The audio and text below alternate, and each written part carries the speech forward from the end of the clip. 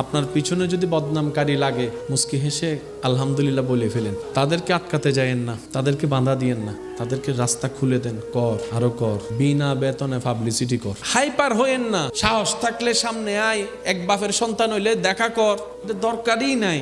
আল্লাহ আপনাকে বিনা যুদ্ধে জয় করতে চাচ্ছেন, আপনি কেন যুদ্ধ করে খামাকা শরীরে শক্তি নষ্ট করবেন? দরকার কি? ছেড়ে দেন না তাকে আপন হালতে। সে বদনাম করবে, আপনার গুনাহ নিবে। সে বদনাম করবে, নিজের সওয়াব আপনাকে দিবে। সে বদনাম করবে, আপনার প্রচার করবে। সে বদনাম করবে, আপনার নামটা যে জানে না তাকেও শোনাই দিবে। তো সে যখন বিনা বেতনে এমন কাজ করতে চাচ্ছে স্বইচ্ছায়, আবার অন্যদিকে ওয়াইলুল্লি কুল্লি হুমাজাতিল লুমাজা তার উপর অর্পিত হবে, আপনার টেনশন কি?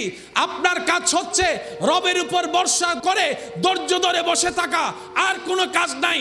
করতে দেন দুশমনকে দুশমনের কাজ, করতে দেন আপনার চাচা জেঠাকে সম্পদ খাওয়ার কাজ, করতে দেন একদিন